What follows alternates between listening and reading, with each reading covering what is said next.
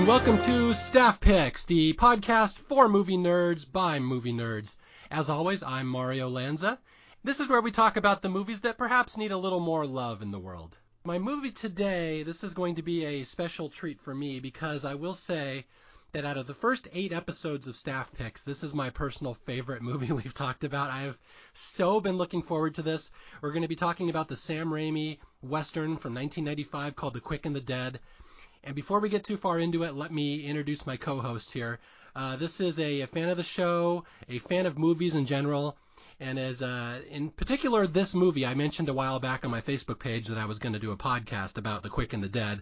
And immediately, this guy piped up. This is one of his favorite movies. He was so excited to talk about it. So I'd like to introduce you to my new friend, Scott McCulloch. Hey, everybody. How's it going? Welcome to the show, Scott. And thank you for being another fan of The Quick and the Dead. I'm so excited there's another one of you out there. Well, I'm amazed, when you first said kind of underappreciated or not as well-known films, it's got to be one of the least known movies that has Sharon Stone, Russell Crowe, Leonardo DiCaprio, and Gene Hackman in it. The cast in this movie is insane, and we're going to get into this, but it's like there's no way this movie should have been a flop. It's astounding how much talent was assembled for this movie and how little reception it got. It's crazy.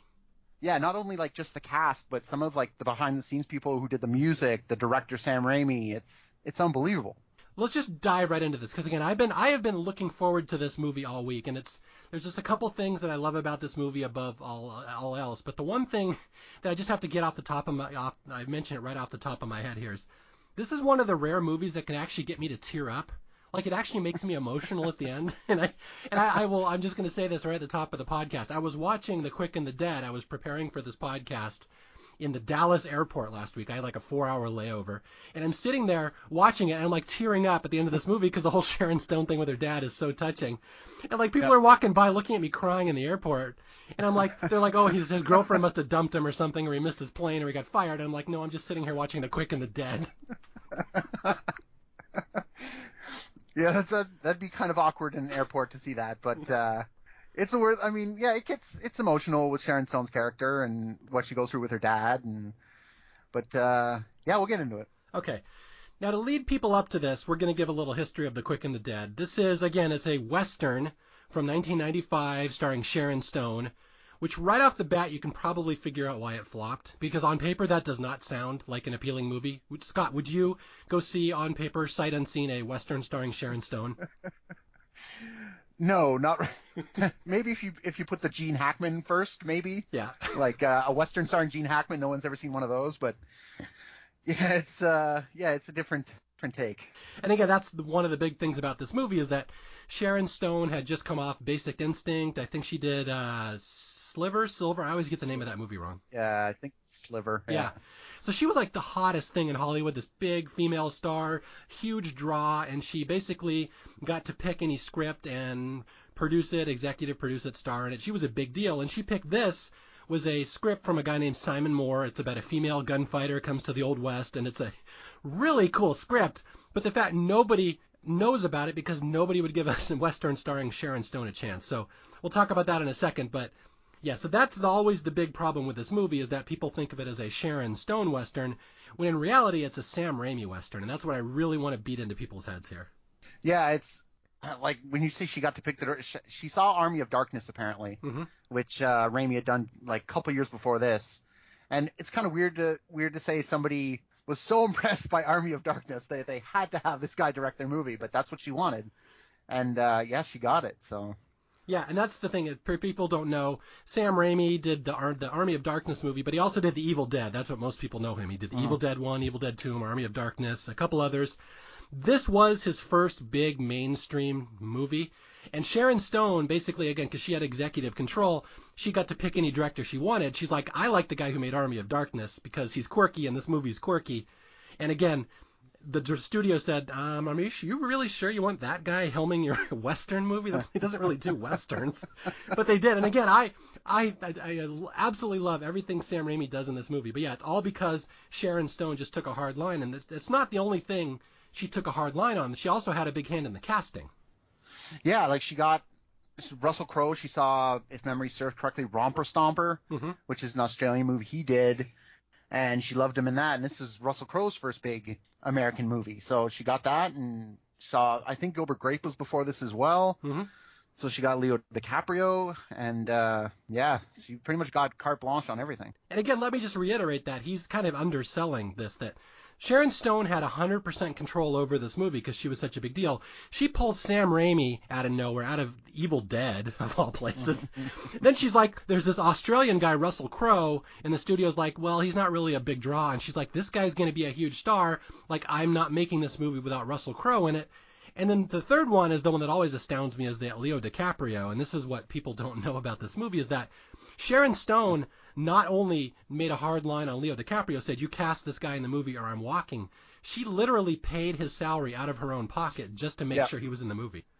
No, that's an unbelievable part, is like she wanted this guy so bad she was willing to pay to get him herself. Like, not the studio, not anybody else, just herself. Yeah, and that's the thing. Sharon Stone is one of those people I think gets a horrible rap in Hollywood. People don't like her. You know, she has a reputation of this cold, uncaring bitch, and like it's just, I've heard all these stories behind the scenes that she's not like that at all. She's just this really cool, she was this bookworm, nerdy kid who somehow grew up into become a movie star, and it's one of those things that I just want to really get across to people, that she is 100% responsible for why this movie is so awesome. Yeah, it's I just love this movie, and it's, if she's like part of that, then kudos to her, because I personally love this movie, and like you said, it is underrated, but I mean, there's so much good about it, and I'll go into it later, but there's so many offshoots of different people who are in this movie that relate to other movies I like. So yeah, we'll get into all that. So the one thing here is that, so this movie came out, Sharon Stone executive produced it. They got Gene Hackman, they got Sam Raimi, they got all sorts of little excellent B-movie character actors, and it just absolute bomb. This was like one of the biggest bombs of the 90s. It didn't even make like half of its budget back. And again, it doesn't really surprise me, because have you seen the trailer for The Quick and the Dead recently? No, I haven't actually. It's terrible. They just portray it as a drama. It's a straight drama. A woman comes to the West and she squares off against the mayor. And like, that's not the movie. Yeah. So anyway, just for people, just Google The Quick and the Dead trailer. And if you've never seen it before, the movie, just say, the first thing you're going to think is, I don't want to watch that movie. That looks terrible. And that's not the movie at all. That has nothing to do with the movie, really. Yeah, if you like westerns and gunfighter movies, think of it as a gunfighter movie, and with like sort of a dramatic backstory, and that's it. That's what it is, and it's so good. And really, the thing I again reiterate is that Sam Raimi makes such distinct movies, and he's my favorite director. I have two favorite directors, Sam Raimi and James Cameron. Do you like Raimi's other movies besides this one? I'm curious. I like Evil Dead 1 and 2. I think Evil Dead 2 I saw first. Mm-hmm. Then went back, and then Army of Darkness I saw that. But I mean, I enjoy Darkman for what it is. Mm-hmm. And Spider-Man is Spider-Man. But I mean, his older stuff, I like Evil Dead and its quirkiness, and very like quirky. A B horror movie. Yeah, I like them. Mm-hmm. Yeah, the thing with Sam Raimi that you hear over and over is that he makes live action cartoons. And really, that's the best way to describe in The Quick and the Dead. It's like a kung fu tournament movie set in the Old West, but it's like a cartoon. And it's just so over the top, and it's crazy. And it's one of those things, I can see why this movie flopped. And it hurts me in a way when I hear that it flopped, because I'm such a big Sam Raimi fan, and I've read interviews that, like, he was really hurt that this movie flopped. This was his first big time to make a mainstream movie. Like, he threw everything he could into it, every trick he knew in the book. And you watch it and you can see how much love he had. And then it was like this huge bomb to the point that people thought he would never direct another mainstream movie again. So it's one of these things that's, man, I really hope we get a lot of audience for this, especially this episode, because I feel so strongly about this movie. Yeah, I'm pretty stoked for it. Okay, so we got out of the way. It's a flop. It absolutely didn't make any money. People just saw it as a Western and not as a over-the-top cartoony thing. Yeah, it's just one of these things that it just never found an audience. And I will flat out admit, I'm not a Western fan. That's why it's kind of amusing that I, of all people, am talking about this movie. Like, what about you, Scott? Do you like lots of different Westerns? I liked Unforgiven, and like I've seen, obviously, the Man with No Name trilogy, things like that. But like things that a lot of people say this was based on, like the Sergio Leone movies, you can definitely see it. You can definitely see it in this movie. But I wouldn't say I'm the hugest fan of them. Yeah, and the same here. I just find Westerns boring. Like, I liked Unforgiven for what it was. It had good character scenes. I really don't even know most of the 60s and 70s Western movies, and you hear that a lot, is that, well, you'd only like The Quick and the Dead if you know all the westerns it's based on. I'm like, but yeah, that's not true. I don't even know most of the movies. No, that's not true. Like it has homages to them, of course, but it even has like an actor from a lot of them whose name I can't remember, but I'll find out in a bit. But yeah, it's definitely an homage to them as well. But as a standalone, I think this absolutely stands one of my favorite movies of the 90s. Just such a cartoony, over-the-top parody / homage to westerns. But again, it's just so much fun, and I know so many people that finally gave this movie a chance and liked it, and I was, again, one of those. Did you see this movie when it first came out? I didn't see it for many years. It was just kind of on a lark. I saw it on DVD one day. I'm like, that was really fun. Yeah, I was the same way. I got it years after. I got on VHS first, but a couple years after it came out. And yeah, it was a fun movie. And then I saw it on Blu-ray not even a year ago. And I'm like, oh man, I gotta get that again. So yeah, it was great. And you'll still hear some criticisms of this movie, like, oh, it's too much of a Western, I don't like it. Or then you get the Western fans saying, oh, it's not Western enough, I don't like it. It's funny, the criticism's kind of all over the place. But it's one of those, if you just give it a chance, if you just go with the storyline they're going to set up in this movie, you are going to be on a roller coaster that you have not experienced. Like, there are very few movies similar to this. Can you think of any movie that's even close to The Quick and the Dead? As for a Western or just in general? Just in general. Anything that is a comp for this movie. Not really. Like, it's funny when you mention like a kung fu tournament movie. All I thought it was Bloodsport. Yeah. Yeah, Bloodsport. Like, with the different characters and yeah, that's the only thing I can think of. Yeah, the one that I read a couple people mention was Enter the Dragon, the Bruce Lee movie. Yes. Where he just goes to an island and there's all these over-the-top kung fu fighters and it's a tournament. And that's, again, to get to people who have never seen this movie, that's what The Quick and the Dead is. It's just a gunfighting tournament featuring all these big, larger-than-life cartoon figures, and it's kind of like a WWE Royal Rumble. It's kind of like pro wrestling. That's pretty good. Yeah, like they all sign up at the bar in the beginning. Yeah. And so you're introduced to all the people, and then one by one they're eliminated, and they eliminate each other, and there's tiny backstories to each of them.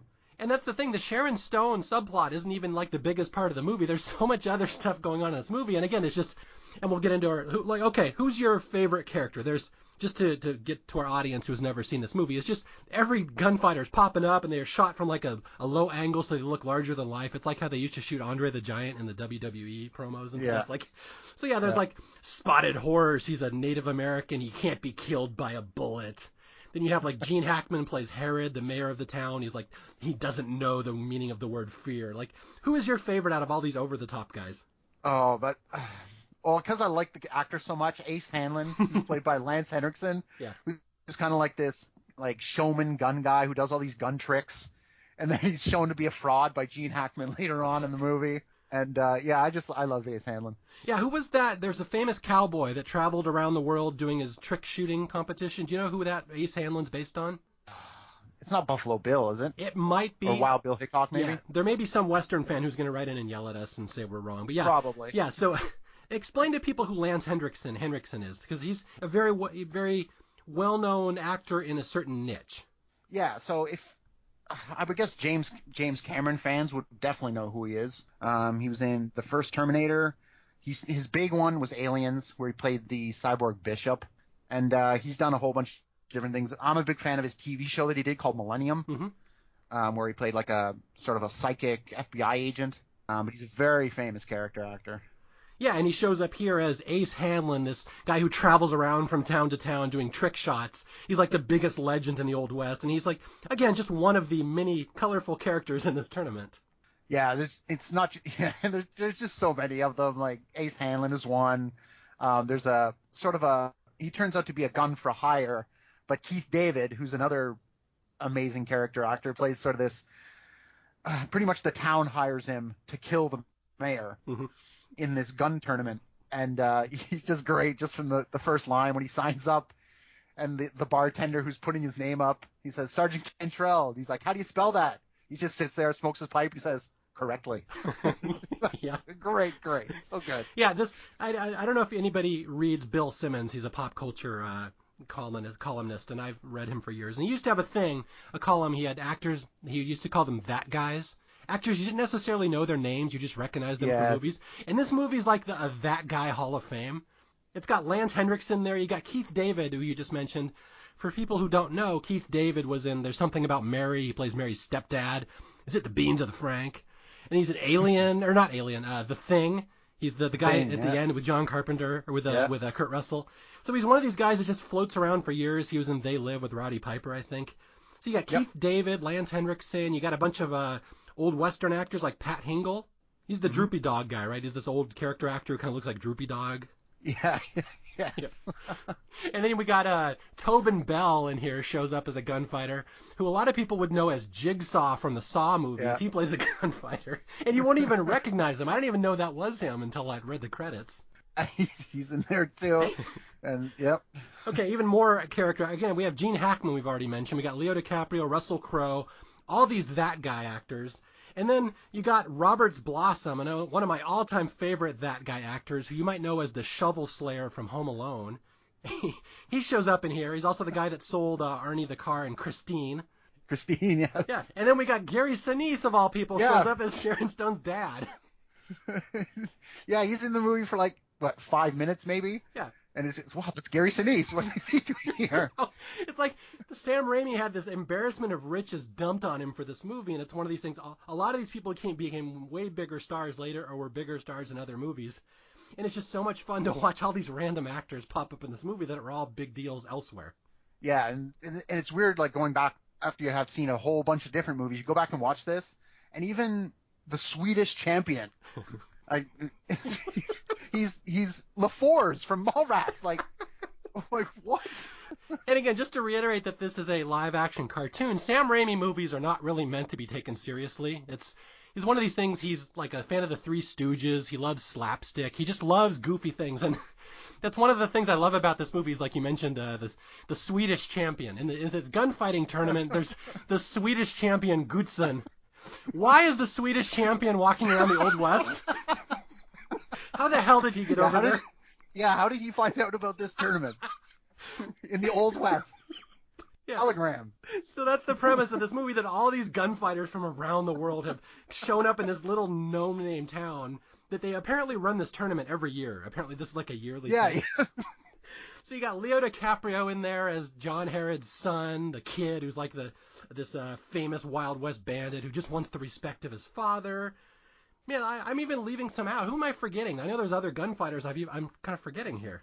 Oh, there's a guy, Scars, who breaks out of prison to come into this tournament. Yeah, he breaks out of prison just so he can be in the tournament. He's got full-on scar down his face. And again, Sam Raimi in an interview said, "Oh, that's my tribute to Curly of the Three Stooges. He's like a Wild West Curly."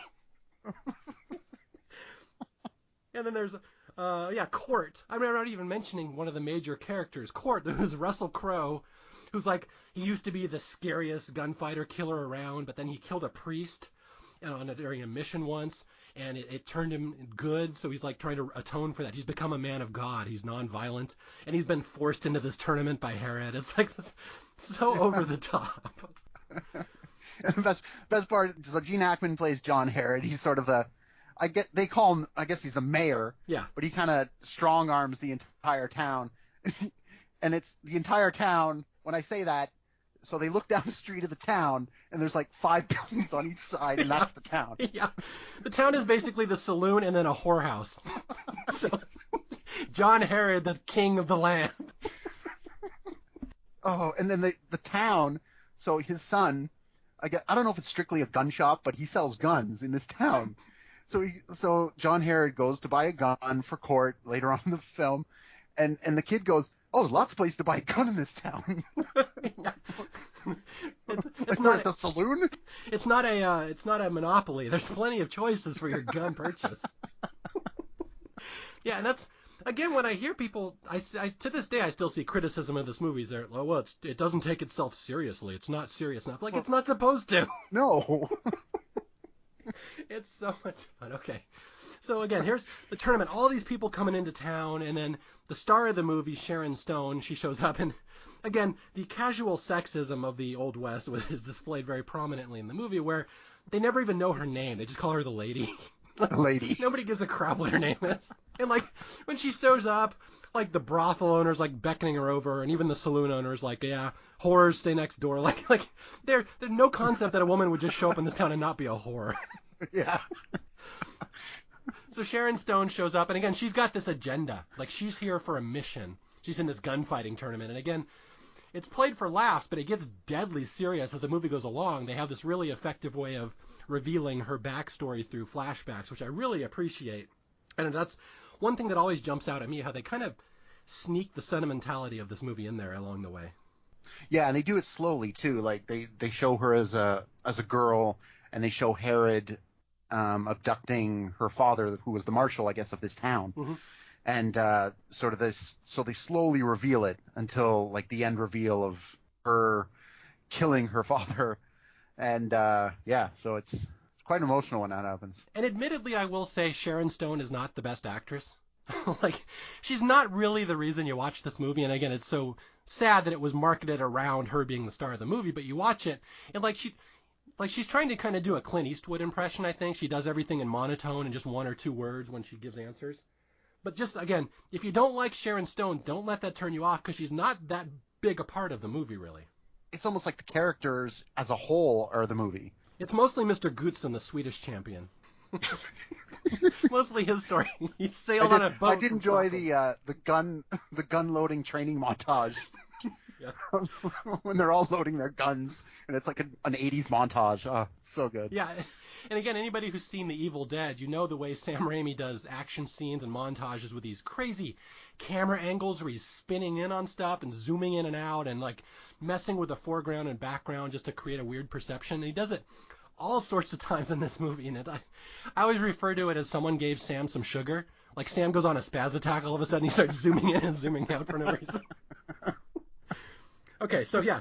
So here's the tournament with all these mysterious characters in here, and you got this dark understory where the lady, like, her dad was kidnapped by John Herod and killed many years ago. She's here to avenge this. And you don't really get the details of what happened, but you just kind of get this at the start. So should we go through the matches, or how do you think we should lay out this movie? There's so many ways you can talk about this one.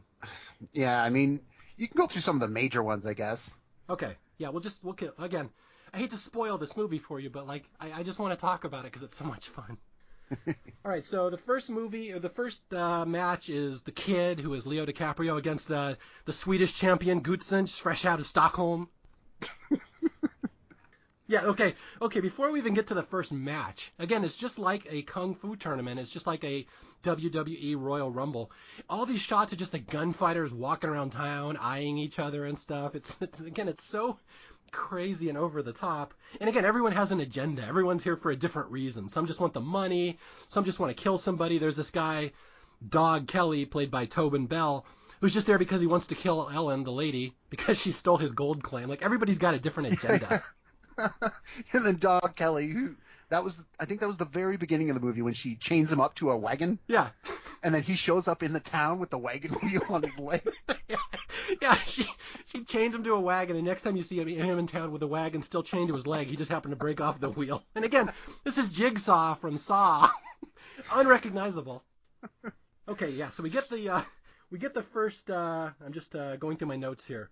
Yeah, before they start the tournament, you just see everyone doing their little thing. You see Clay Cantrell, the hitman. He's like a Union soldier. The town is hired to kill Herod. And he's just talking. You can see him being paid off by the villagers. You see Ace Hanlon, again, Scott's favorite guy, who I happen to love as well. He's my favorite character. Ace doing a trick shot exhibition where he can he can shoot a gun through a playing card that a little girl's holding. And then Herod points out that he shot some girl's finger off doing that. Yeah, Herod, played by Gene Hackman. And I will say this in this movie's defense. My dad taught me many things when I was a kid, and one thing he taught me that always stuck with me was Gene Hackman has never made a bad movie. Mario, just remember that as you grow up. Gene Hackman does not make bad movies. So, like, he is fantastic in this. He is such a good villain. And it's kind of a shame he did Unforgiven, which was right before this. He played a very similar role. But, like, he is, like, the prototypical Western villain, and he's so fantastic in this. Yeah, he's the kind of... It's just like a Western villain where everybody in the town knows who he is, but nobody else in the world knows who he is. Yes. He's the mayor of this 6-person town with the whorehouse and the bar. Yeah, he just does some really scummy stuff in this movie. Like, he's got a kid who he won't take responsibility for. He again, we know he killed Ellen's father, the lady's father. He's just an absolute dick to court this poor guy who wants to be a priest. And Hackman's like, well, we'll put you in the tournament. Let's see if that killer side comes out of you again, because I don't believe you're a priest now. Yeah. Okay, yeah. So we got all these montages of people lining up for the tournament, and then it just starts. Yeah, the first round is the kid against Swedish champion Gudson. Yeah, the Swedish champion threatens to just wound him. and the kid pretty much dispatches him with 2 shots after the Swedish guy gets hit twice and quits. Yes, Leo DiCaprio's first moment on screen. Again, and Leo, he's like 20 years old in this movie, but he looks like he's about 6, I would say. Yeah, he looks really young. Yeah, in fact, there's a scene where he kisses Sharon Stone right at the start. They kiss. And every time I watch it, like, my wife's like, ew, he's like 6 years old. Well, isn't it assumed they sleep together? They do sleep together, yeah. Leo nails Sharon Stone in this movie. Way to go, Leo. Yeah. Okay, so, well, that was the first match. What's the second match? I'm going through my notes here. I'm trying to remember the actual chronology here. Oh, the second one... Before we do the second match, let's talk about these gunfights and how Sam Raimi decides he's going to film these. Yeah, so they're all done at a certain hour, okay? So they decide what hour they're going to do. And he uses quick zoom-ins. So almost every gunfight, they zoom in on the clock and the ticking of the hand, and then they'll zoom in on each fighter once, and then zoom in on each fighter again and again until they get right up to their eyes, and then the shot. And it's funny when I think about it, but it's really well done. Yeah, and I was going to say that, Roger Ebert pointed out in his review of this movie, it's really just like 8 gunfights. That's the movie.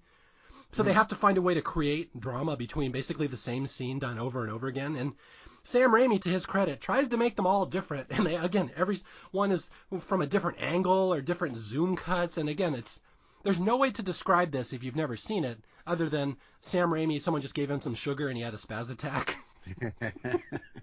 And the first one, you got to see just the different angles and zoom cuts he starts doing between Leo and the Swedish champion Gudson. Yeah. And he'll do that throughout the movie. Every gunfight will be a little different because Raimi has to present them a little differently, a little more over the top than the rest, just so they all stand out. And to his credit, he really makes them entertaining. Yeah, because he kind of has to. So that's why he gives every fighter a sort of semi backstory, and that way you're sort of invested in each fight. Yeah, and that's the thing. Like, every fight, it should mean something to you as a viewer. You should be invested in one of the characters. And it's really kind of ingenious because as the movie goes along, you're invested in every character in every duel by the end, which is really kind of cool, I think. Yeah, considering like how little time you have to establish these people who are going to be killed off in the span of like half an hour. Yeah, no, and I've heard some criticisms of this movie that say, well, it's predictable. You can see where it's going. I'm like, it kind of is, but like, Enter the Dragon was predictable too. You're pretty sure Bruce Lee was going to be there at the end. Like, I mean, do you think that's really a flaw that it's predictable? I don't think so, because sometimes predictability is okay as long as the story you used to get to it is okay. If you can see it developing in your head and it gets to the place that you wanted it to go, I think that's very satisfying. Yeah, I mean, you used a wrestling analogy earlier. That's one of the things people complain about wrestling now is it's very predictable. But, I mean, if the story you tell is good, who cares if it's predictable? Exactly. Yeah, wrestling fans don't care. Okay, yeah. So the first match is won by Kid, Leo DiCaprio, and then we get a little montage of all these minor characters winning. You see Spotted Horse, and again, I keep coming back to Spotted Horse for people who haven't seen this movie. He's the most over-the-top character. He's just 8 foot tall Native American. I cannot be killed by a bullet. Like that's his shtick, and so it becomes very, very funny in his death scene later in the movie. Oh yeah, because he gets up. There's one point he gets in up on a table in the bar, and he's saying, "Oh, I got shot 5 times in the back," and then he goes, "I got shot twice in the head today, and they haven't even come out yet." Yeah, how anybody could take this movie seriously with that dialogue in there? Oh. Got shot twice today. Yeah, I got shot twice today. And there's one. He's so minor, but I laugh every time I see it. When they're signing up at the bar in the beginning, there's a guy there named Virgil Sparks. He walks in, he's got 2 girls on his arm, big white hat, and he's like, Virgil Sparks, the pride of Texas. But if you watch before he says that, they close in on Sharon Stone, and behind her is a wanted poster This is Virgil Sparks, rape and murder. Yeah, I did just notice that on the last viewing. The Pride of Texas, well-known rapist. Well-known rapist. Yeah. And that's funny because that's like his only mention in the movie. And then he goes out as a chump later in the movie. You don't even see his death scene. He just goes out in a montage. Yeah, he gets killed. I think he gets killed by Cantrell, if I remember correctly. Yeah. And it's, I got to say, it's funny. I read internet message boards about The Quick and the Dead. And it's funny how many fans there are, closet fans of this movie out there. And they'll do like fantasy leagues of like, who would win in a fight, Cantrell or Spotted Horse? Like I see them do like little mini tournaments in their head. Wow. Quick and the Dead fan Deadliest fiction. Warrior, Quick and the Dead edition. Yeah, like, yeah, could Herod kill Spotted Horse? Spotted Horse can't be killed by a bullet. Who would win? I just hope you guys listen to how much fun and joy we have just talking about this movie, and it's the same experience watching it. And again, I envy people who have never seen it and who are going to watch it for the first time because of this podcast. It's so much fun. Yeah, it's just a fun watch, and it'll go like it's a fairly long movie in the grand scheme of things, but it goes by fast. You won't even notice it. Yeah, and again, you don't have to like westerns at all. Forget that it's even a western. It just happens to be set in the West. It's a kung fu movie set in the West. Yeah, like they even went as far as like using authentic Western guns. Mm-hmm. But I mean, what was the point? Like, it's just so over the top. Like Sharon Stone's wearing these cool sunglasses that no Western person would ever wear. Got Ray-Bans on in the Old West. I read somewhere they have her in this spandex or the skin-tight leather outfit. Like Sharon Stone, it's literally Sharon Stone walking around in skin-tight leather in the Old West. And I read that she couldn't even sit down as like an actress in between takes. Like they couldn't. They had to bring in a stand-in and stuff. Oh man. And I do have to say, like you said, why do they even bother with the guns? And then this is the thing about The Quick and the Dead that makes it fun, is that it's got this killer soundtrack. It's got one of the greatest Western soundtracks I've ever heard. You know which theme of music I'm talking about, right? Oh, no, you'll have to say it. Okay, no, it goes dun, da, da, da. In fact, I'll play it at the start of the podcast. People can hear it. It'll be the intro music. And it's funny, like... Oh, yes, yeah. Like the victory music at the end. Yeah, it's such a cool theme. It's it was performed by Alan Silvestri, who made the Back to the Future music. Like, he's a big shot composer.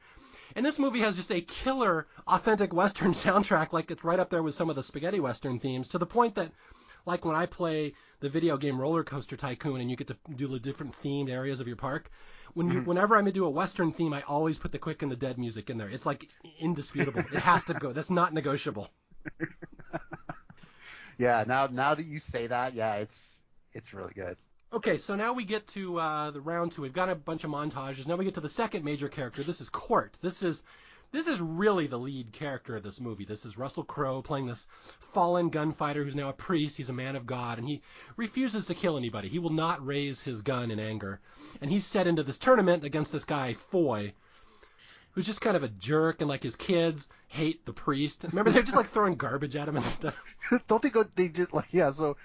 His kids beat him up pretty much. It's like 8 kids just beat up this chained preacher. Yes. This is the kind of town we're in here, where a dad is encouraging his 4 children to beat up the preacher. Yeah, everyone here has this huge problem with religion. I don't get why they hate the preacher so much.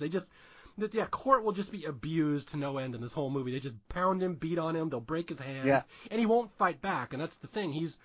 He wants to live a life of peace. And again, even though it's over the top, they play Court very straight, because Court is the dead serious character. Like, I have killed in the past, I've done bad things, I will not kill anymore. And then the mayor of the town's like, no, let's see what happens when someone points a gun at you. I just want to see if you get your killer instinct back.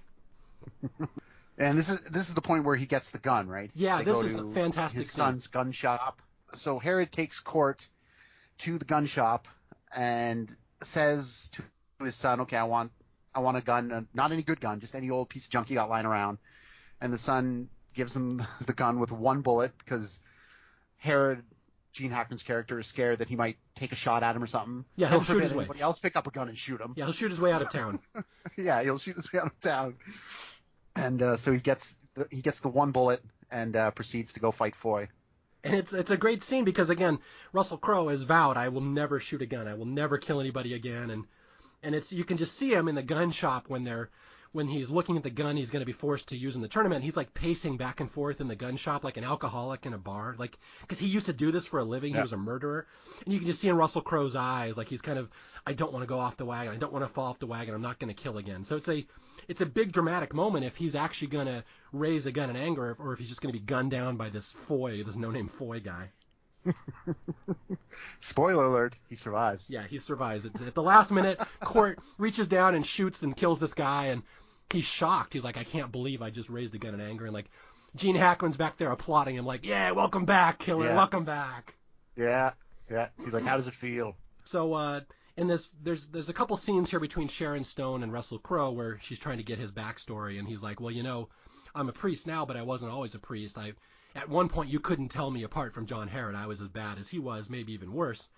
And I've always thought the implication there is that he might have been involved in killing her father, although they don't really spell that out. Have you ever wondered about that, if he was there when her father died?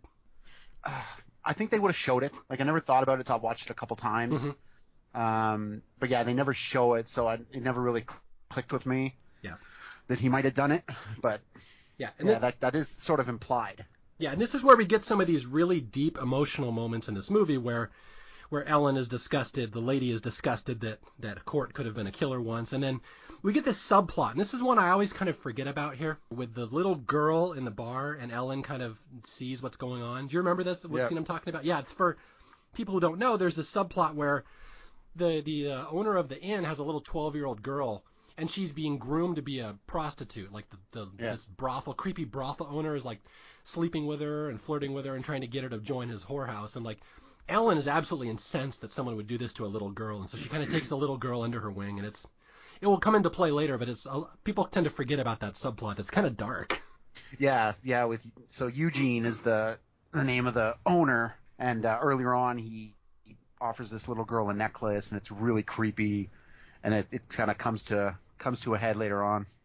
Okay, so here we go. Here's one of the signature scenes in the movie. This is the first duel with John Herod, and again, Gene Hackman everyone else is like a big, colorful legend in the West, but they're all mostly bluster, mostly story. He's like the real deal, and he's got this one guy, Ace Hanlon, the traveling marksman, and Herod decides, I'm going to embarrass this guy in front of everybody just because I hate him.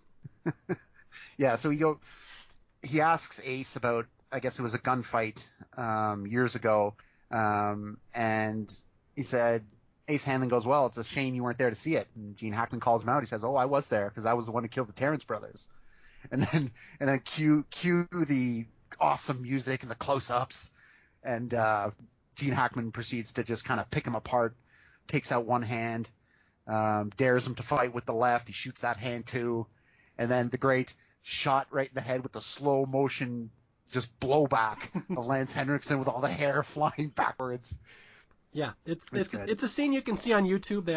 There's like 15 different variants of it posted. Just this scene right here where John Herod decides he's going to embarrass Ace. Shoots out both of his hands, shoots his feet, makes him dance just to embarrass him in front of the town, and then blows his head off.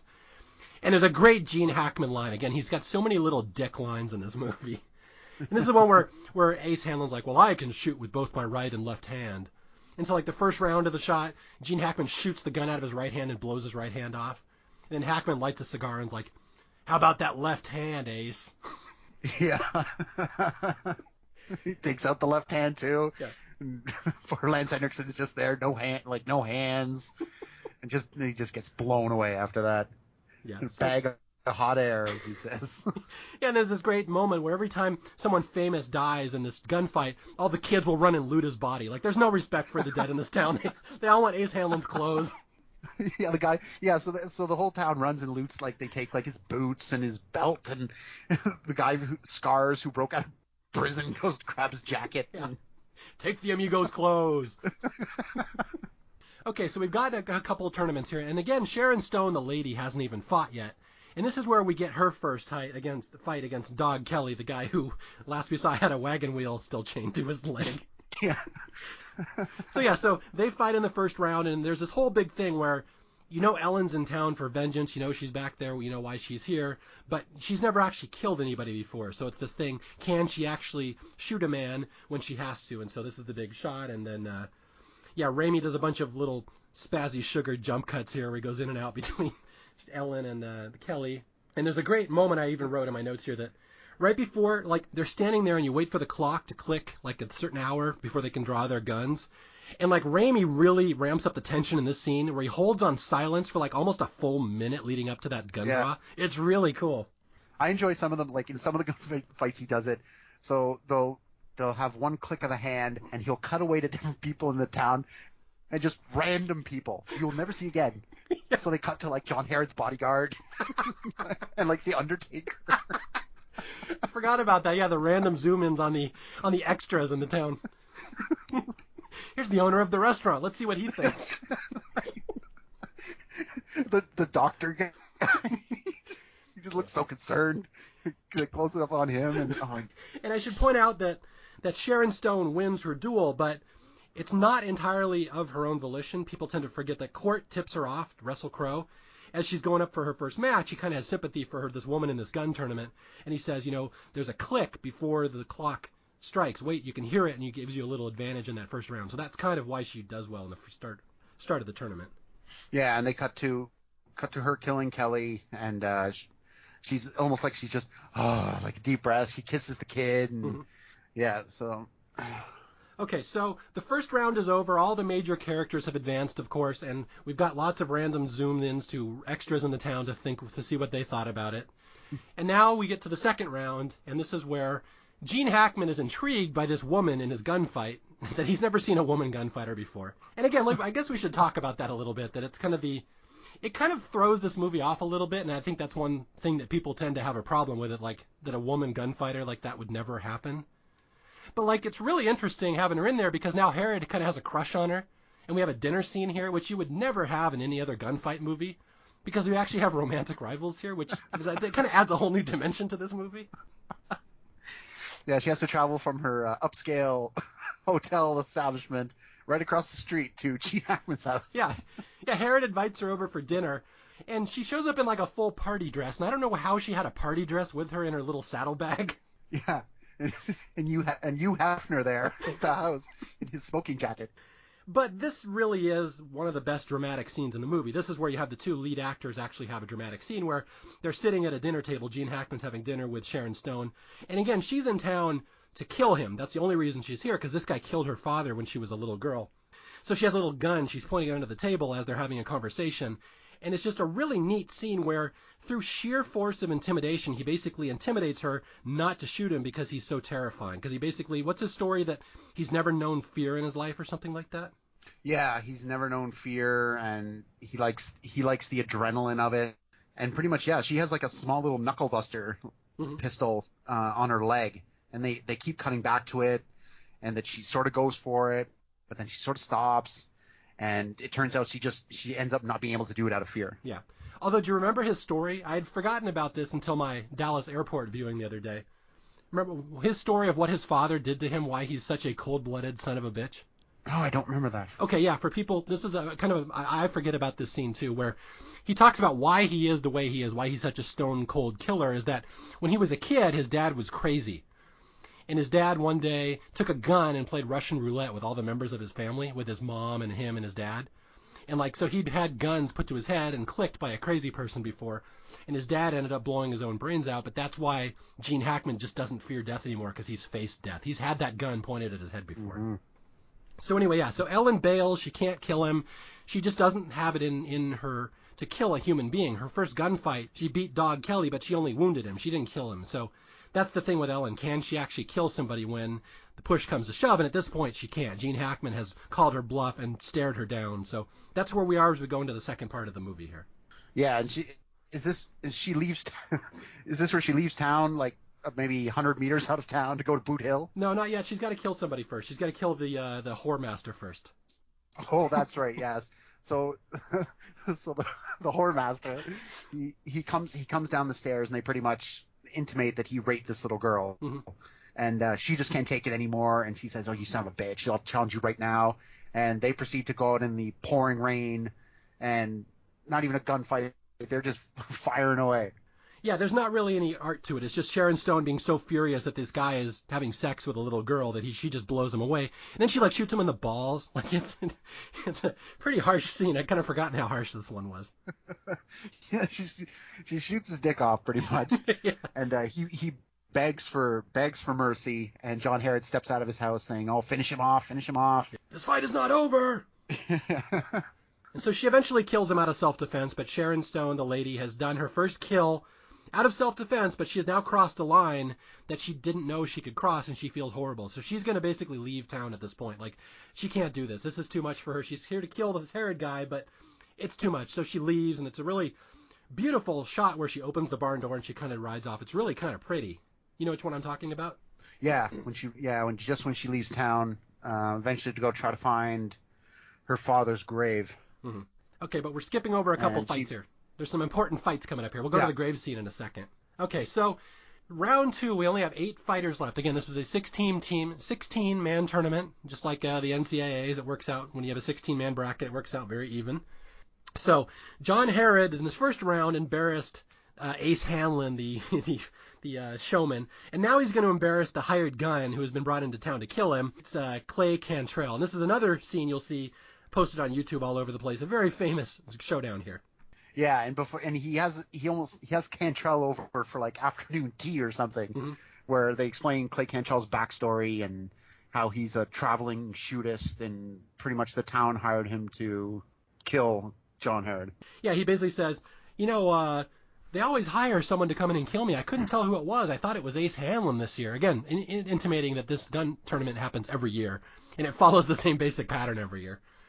Herod's like, I was trying to figure out who the hired killer was this year. But he says, but it's you. You're the real deal. And Herod's like, or Cantrell's like, yeah, well, I don't take any pleasure. I'm just a hired gun. And Gene Hackman gets that little laugh. He goes, heh. He's like, I'm going to make an example out of you today. Yeah, and then they both start laughing. Yeah, so, and again, all the villagers have hired this guy Cantrell to come in and kill John Herod, and Herod just absolutely blows him away. He, like, shoots him in the stomach, and then he shoots the gun out of his hand the second time, and then we get maybe the most famous shot in the movie, his kill shot on Clay Cantrell. Oh, yeah, it's so brutal. All right, why don't you paint a picture for our listeners here of this one? So originally, I guess, in the tournament, it's like not the last man standing, but you can quit. So at the beginning of this fight, it's now to the death, and so they go. Yeah, Herod has changed the rules. All gunfights now to the death. Clay Cantrell so still confident. Oh, I was going to kill you anyway. Yeah, not so much. So Herod proceeds to shoot him, I believe, in the belly, and he pretty much exposes the town, just imposes more fear on the town by killing this guy who they hired, and gives a speech about how this is his town, and he can't believe after all he's given them, like a whorehouse and a bar. Yeah, this is Gene Hackman's big monologue. He blows away Cantrell, and then he shoots out the back of his head, which is a famous Sam Raimi shot where you get the bullseye shot through Clay Cantrell's skull, which is a wonderful over-the-top Sam Raimi shot. Yeah, and then Gene Hackman gives us a little monologue like, I don't understand, you people in the town. I give you protection. Where do you raise the money to hire these people to kill me? This is my town. And then he, waits and, makes them start applauding for him. Now applaud. Yeah, he starts walking away and wait. Yeah, you're not applauding. John Herod is a bad mofo at this point. No one's going to mess with him. There's no chance anybody's going to beat him in the tournament except for maybe Court, and that's kind of where this whole tournament is headed, obviously, where Court is the one real gunfighter in the tournament. So anyway, yeah, so Herod advances to the Final Four, and then we get the kid, Leo DiCaprio. It beats Scars, your favorite Scars, who just broke out of prison just for this tournament. And then, so the kid is just cocky, Leo DiCaprio, and he's like, I am so goddamn fast. Is it possible to improve on perfection? And then he starts taunting his dad, Herod, like, I'm the new goddamn mayor of this town.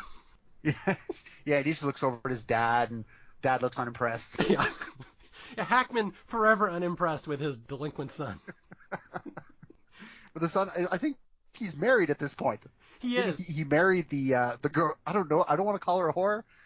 I think it's safe to say in this town she's probably a whore. He marries the red-headed whore who shows off her ring. Yeah. And which I don't know if you know about the wedding scene. I that do. Was deleted. Yeah, explain that to people. I just read about that. Yeah, so it wasn't. So apparently they filmed this wedding scene between the kid and Maddie, who was the whore of the town. And but the big thing about it was Sam Raimi, who obviously did Evil Dead 1, 2, Army of Darkness. So Bruce Campbell had a cameo in this wedding scene, but they apparently deleted it all. The only sort of mention of it is when Maddie shows her ring to Ellen just before the gunfight. But yeah, they filmed this whole wedding scene with the kid, and that was all taken out. Bruce Campbell was in this movie, just like he's in every Sam Raimi movie, or most of them, and they cut him out. So, yeah, Bruce Campbell was supposed to be in this movie, but they cut his one scene out. Very sad. Yeah. All right, so we have the first three gunfighters in the final four. We've got Herod, of course. We've got his son, the kid. We've got Ellen.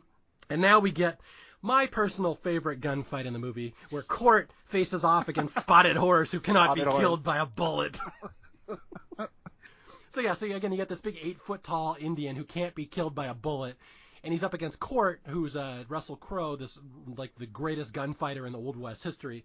And again, it's the same rule as before. Herod gives him one bullet. He's like, well, I can't give you more. You might shoot your way out of town, so I'll give you one bullet to kill Spotted Horse. Good luck.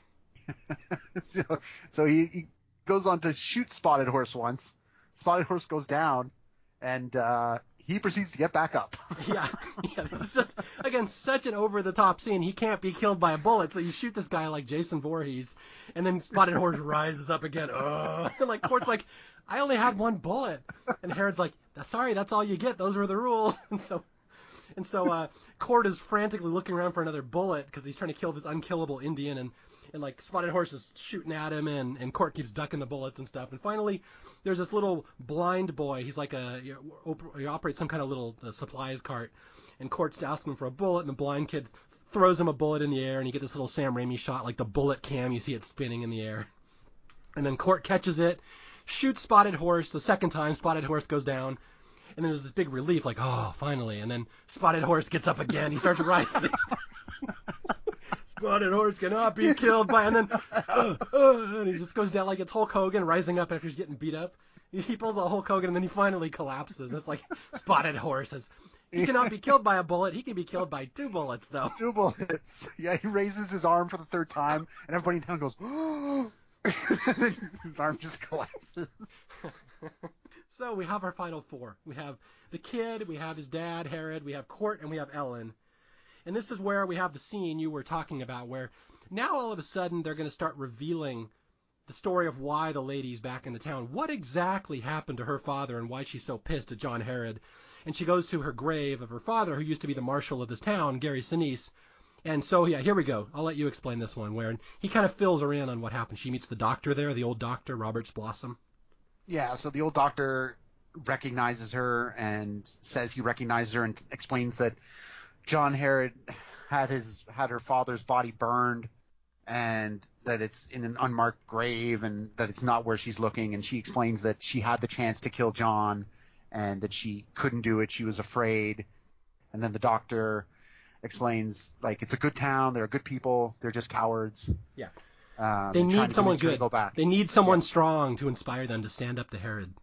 Yeah, and so we keep seeing more. He convinced her to go back to the town. Yeah, and we keep seeing more of this flashback of when Ellen's dad died, and now we see that Herod, they came into town, they kidnapped Gary Sinise, they put a noose around his neck, and they put him on a chair, which is exactly what Herod did to Court earlier in the movie. So basically, when she was horrified seeing someone hung on a chair, that's why she was so horrified earlier. That's exactly what happened to her dad. And then we see in the flashback that Herod had taken little Ellen, she's like 10 years old, and said, "You're going to watch your dad die." And she's like, "No." And again, this flashback is getting worse and worse the more we learn about it. Yeah, and it also goes back to, like, explains why when Court was being hung on the chair and Ellen just gets up and reels off like 6 shots shooting the rope down, it goes into why she was so good at that. Yeah.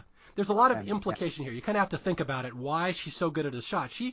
It's a very sad thing where you realize this lady has spent her entire life training to be a gunfighter just for this moment. Like, she spent literally probably 20 years learning how to shoot. Yeah. Yeah, it's horrible. So Ellen comes back to town. There's only 4 gunfighters left, and she walks up to Herod, and this is her big moment. She's like, I challenge you. I will take you down. And Gene Hackman is like, again, the best actor in the movie. He's like all distraught. He's like, I can't do it. I've already been challenged. And she's like, who? And we find out that the kid, John Herod's son, has challenged him to a gunfight. So it's going to be father against son for all the family pride. Yeah, John still says, you can back out. There's no disgrace. You proved your point. And to his son. The kid, yeah, to his son. And the kid still says, no, I haven't earned your respect. This is the only way I'm going to do it. And they proceed to fight. So, yeah, we have the 2 big matches here. It's father against son for the first round, and the second one's going to be Ellen against Court, and they're like buddies now. They're bonded together. And they both tell each other, I'm not going to shoot you. I'm not going to shoot you. I can't kill you. We're not going to do it. So it's very dramatic here. The last 20 minutes of this movie actually get pretty dramatic. Yeah, it's amazing how much we've been laughing and going on about it. Now it gets really, really intense. Yeah, it does, and you really care. So much drama, yeah. Yeah, and like I said, if you buy into this movie, you really buy into it towards the end. It's really good, I think. Yeah, I agree. It really gets emotional, and like the father and son battle and the revenge of Ellen, and yeah.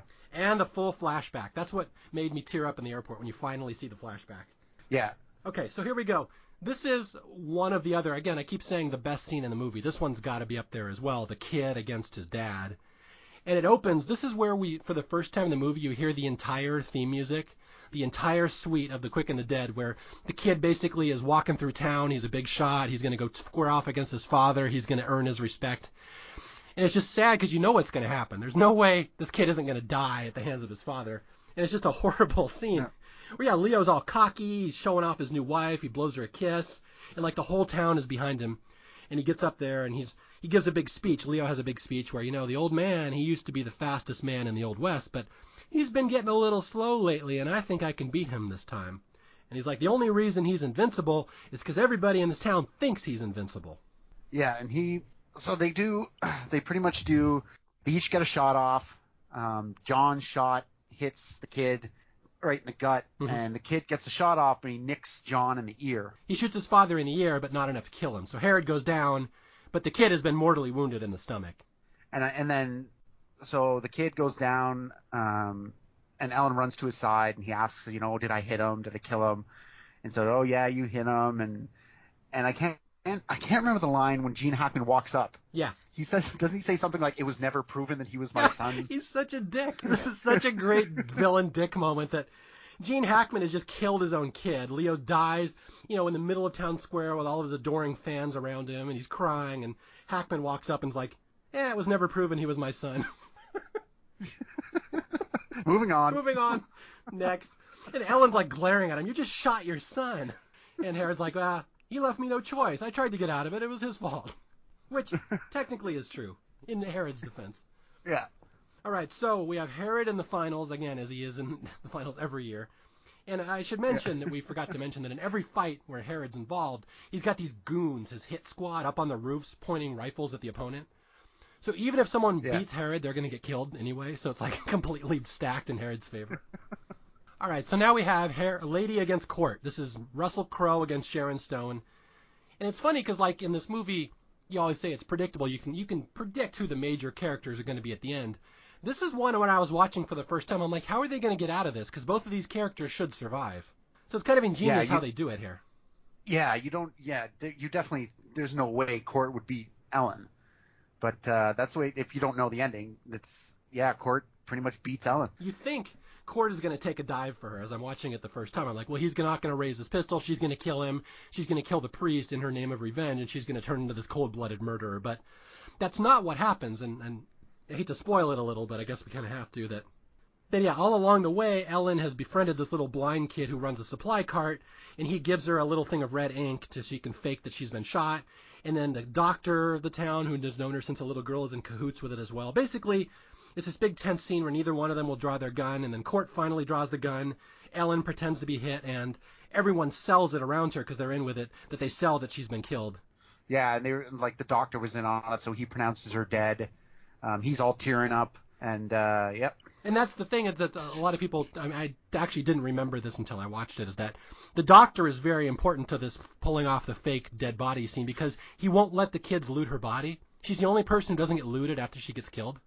And that's because the doctor's there preventing it. Ready to stay away. And Stay away from her, you jackals. I'm the shovel slayer. That's right. Okay, so now we have the final of the movie where it's going to be Court against Herod, Russell Crowe against his mentor, against John Herod. And this is really what Herod has been looking for all along. This is the only reason he brought Court into this tournament, because that's what Herod does. He takes people he doesn't respect and he embarrasses them in front of the town. And again, I don't know if you followed that. That's what he did with Ace. That's what he does with Cantrell. And that's what he's planning to do with Court.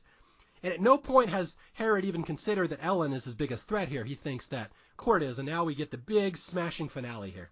Yeah, and this is prior to this. One of John's henchmen, this guy Ratsy, is pretty much beating the crap out of Court, and I guess he injures his hands. He breaks his hand. And he breaks his hand, and John sees this. He freaks out and tells Ratsy, "You have like 5 seconds to get out of town." So Ratsy runs away. John shoots him in the back because he hurt his hands because he wanted a fair fight. Mm-hmm. Fair fight in his own town. Yeah, it's a great scene. I have to explain. I just read about this scene last night where, Herod is mad that his henchman broke Court's hand, and so he's like, "You have 15 seconds to get out of town, and then I'm going to kill you." And so Ratsy starts running, and then Herod gives this big long speech, and basically, had 15 seconds actually transpired, Ratsy would have been so far out of town by that point. But in the movie, he's only on the edge of town, so Herod shoots him. And I was reading in the making of this movie that they had to make it look like realistic where he'd still be in the town. So they had Ratsy run around the building a couple of times first and then go out and run down the streets. Just so there was a chance that Hackman could shoot him. So here's the big duel. We have Court against Herod, where all the marbles the way it should have been, and we never do see it. We never do see who would have won. It would have been interesting in the Quick and the Dead fantasy leagues to see who would have won here. Because the fight never happens, because right when they're about to draw, all of a sudden these explosions go up in the town. Ellen has set up these dynamite to basically blow up every building in the town as a distraction, not to mention blow off some of the goons off the roofs that are there gunning down the heroes. Yeah, so they blow up all the buildings in the town, and then Court proceeds to blow the crap out of the goons. Yeah, Court goes and mad. And then Ellen appears he just blows away every one of them. Yeah, this is and where then we Ellen appears like a shining light. Yeah, this is where we see what a badass Court really is, where he takes his gun and he basically goes like Evil Dead, like Ash. Starts shooting behind him, underneath him. He does one shot where he turns around and does 2 spin shots to each angle and knocks 2 guys off a roof. It's really cool. So you see what a badass Court really is when he wants to be. And here comes Ellen striding through all the rubble as the one lone Avenger who's here to square off against John Herod, the man who killed her father. Yeah, I'm really getting into this. But this is the flashback. And again, this is the part that absolutely made me tear up in the airport. I hate to say that because, again, it's just the freaking Quick and the Dead. But we finally see the full flashback of what exactly happened to Ellen, why her father died, and what happened. And you see, Herod had kidnapped her father, put him on a chair, hung him, and he said, I'll give you a chance to free your father. He goes, if you can shoot that rope down and save his life, then he's free. He's free to go. And Ellen, just a little 10-year-old girl, has never shot a gun, and her dad, Gary Sinise, is giving her encouragement. And this is the scene that it really gets me. I have a little girl. I understand what it's like to have a father and a daughter, where she lines up to try to save her father and she accidentally shoots her father in the head. She kills her own father.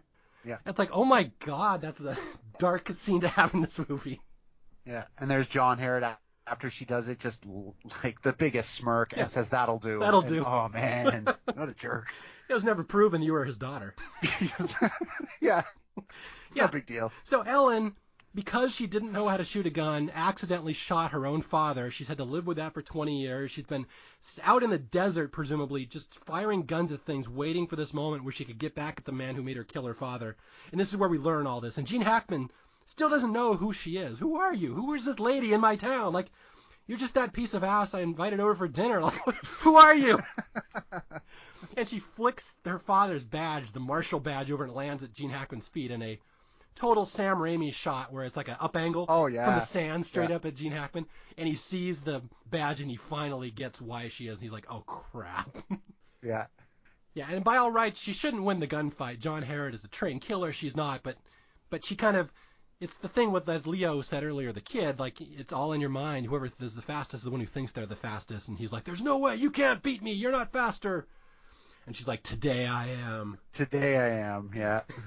And then we get the shot where, it clicks and they both raise their guns and shoot, and he gets her like in the neck or ear or something, and she goes back. But a classic Sam Raimi finale to a movie. the gunshot, the bullet that goes right through Gene Hackman, and you look down and you see a shadow of a little sunlight hole going right through his chest. Yeah. And with that, Gene Hackman has been defeated. He's like, no, and then she gets up and raises another shot, and this one hits him right in the face. And he goes right, it's like the bullet cam right into Gene Hackman's eye. He goes flipping over backwards, and that's it. Sharon Stone has won. She's killed John Herod. All his men are dead, and the town now has a new lease on life. Yeah, she goes to give Court the marshal badge. Yeah, and that's the You're other. now the sheriff of this half-destroyed town. Yeah, that's the thing. Now this town that had 20 people and 5 buildings, now all the buildings are blown up and half the town has been killed, but they need a new sheriff in town. So yeah, she flips the badge to Court and she's like, the law has come back to town. And then the music pipes up and there's this really cool music cue called Redemption that's got like dun dun dun dun whoosh, and it's got like whips and stuff. It's this coolest little music stinger. Yeah. And that's the end of the movie where Sharon Stone has avenged her father, John Herod's dead, and Court is now the marshal. He's the law in this town where literally all that's left is the whorehouse, I think. Yes, there's nothing left but the whorehouse and the blind kid's cart.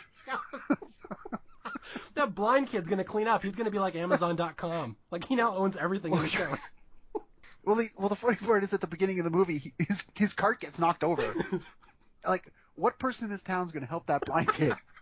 Yeah, without Nobody. Sharon Stone. Yeah, she was the only one who was nice to him. Yeah, that's why. That's why I helped her. And with that, we have the plot of The Quick and the Dead, one of the goofiest, most fun roller coaster experiences I can think of in my entire movie collection. And again, like I said, out of all the 8 movies we've talked about so far in staff picks, this is absolutely my favorite. I'm so excited to get people to hear about it or know about it. Yeah, and like the odds are good. Someone in this movie you will have seen before in another movie that you like, and that's why I love it so much. There's so many connections to different movies I love in this movie. Yeah, why don't you expand on that? You said earlier you wanted to talk about the connections. We mentioned a couple. Are there any others we failed to mention?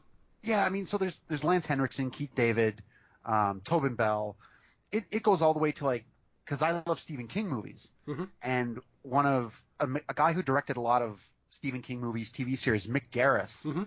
He directed The Stand and a couple other ones. He was in this movie too. He was one of John Herod's henchmen.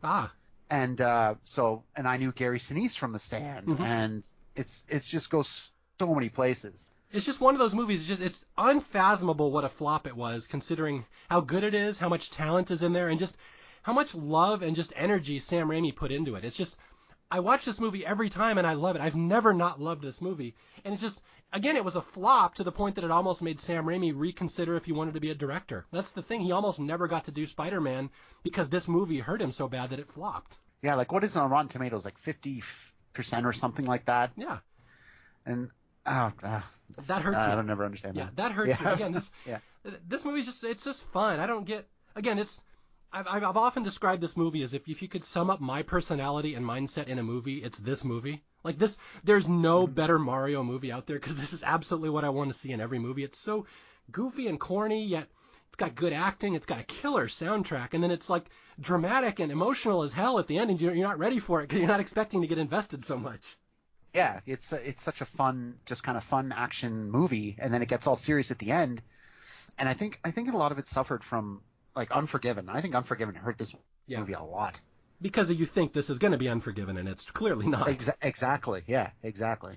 Now, have you had experience or success trying to get people to appreciate this movie or convert them to it over the years? My wife enjoys it. That's good. She's the one who pointed out the Virgil Sparks wanted poster. The Pride Rapist Detective. She's just like, why is that guy wearing a white hat? He's a rapist. And I'm like, what? She's like, go turn it back. Yeah. Like, you see the rapist. I'm like, oh God. Well, it's good that Clay Cantrell took him out. Because, again, when I do my fantasy leagues, I often have Clay Cantrell at the top. When I run my fan fiction stuff, Clay Cantrell's at the top. Oh, yes. Yeah, you have Clay Cantrell backstory. Exactly. He was Mary's stepdad. Let's see. Hey, Woogie's over here. Sorry. Okay, let's see. Did he have anything else to add about The Quick and the Dead that will get people to appreciate it? I really hope. I don't know if people are listening and hearing this. We poured our heart into this podcast. We believe in this movie so much. Yeah, I mean, it's hard to say, but I compared it to Bloodsport, and that's another reason I like Bloodsport. I like all the little the little side characters. That's what, for me, that's one of the big things about this movie. Mm-hmm. Like, Sharon Stone does well, Gene Hackman does well, but all the little characters, they're so good, and they're just so fun to enjoy, and I just love this movie. Yeah, and you feel bad when Ace Hanlon gets killed, and Ace is only in 2 scenes in the movie. Like, that's what a strong side character is. You feel bad when he dies. Yeah, and you want to see more of him. Like, all the side people, like you said, when Spotted Horse dies, it's just so funny. And the Swedish champion, we can't leave him off. Yes, Goodson. Yeah, can you imagine the tournament in Sweden he won to get to this point? I would love to see the prequel to this, the Swedish tournament. The funny part is they say they have it every year, so what, none of these people have ever shown up for the tournament, yet everybody knows who they are. Yeah. Like 15 people die every year but Herod. And yeah, every year they just get suckers keep coming into town to be in this tournament. And then the prize for the tournament was apparently like a bank robbery. They just bust open this giant chest of money that he apparently robbed from somebody. So many good things about this movie. Again, it's The Quick and the Dead, 1995. If you're looking for just straight popcorn entertainment, just go with the storyline and trust it's going to take you somewhere entertaining, and it will. It's such a fulfilling movie. Absolutely one of my probably 20 favorite movies. And again, I'm so excited when I found another fan out there like Scott that wanted to talk about it, because it's rare to find someone who has even seen this movie, let alone likes it. Yeah, I have to reiterate again, don't let the runtime throw you off. It will not hamper your enjoyment of this movie at all. It'll go by really quick. And if you watch the trailer, watch it after the movie, because the trailer will dissuade you from watching it. It's so boring. All right. Anything else to say before we wrap up? No, that's about all I got. Just thank you for the opportunity to talk about this movie. It's a lot of fun, and yeah, go out there and watch it. It's great. Excellent. Okay, yeah, thank you very much, Scott, for joining me. And again, the name of the podcast here is Staff Picks, where we pick movies that I feel really need a little more love in the world. The Quick and the Dead, absolutely. Just watch this movie, love it, and then send Sam Raimi an email and give him a hug, because he felt so horrible that this movie flopped, and it really shouldn't have. It's so fun and so well done. And again, you don't even have to like Westerns. I don't like Westerns, and I love this movie with all of my heart. As always, again, my name is Mario Lanza. You can reach me at staffpickspodcast@gmail.com. You can reach me on Twitter at Mario J. Lanza. And I have a Patreon account as well, patreon.com/Mario Lanza. Until the next time, I believe the next movie I'm talking about is a very seldom seen horror movie from 2015 called The Invitation, which is that's a dark one. That one, get ready for that one. That one will stick with you. Until next time, I will talk to you later. Keep on watching those underrated movies.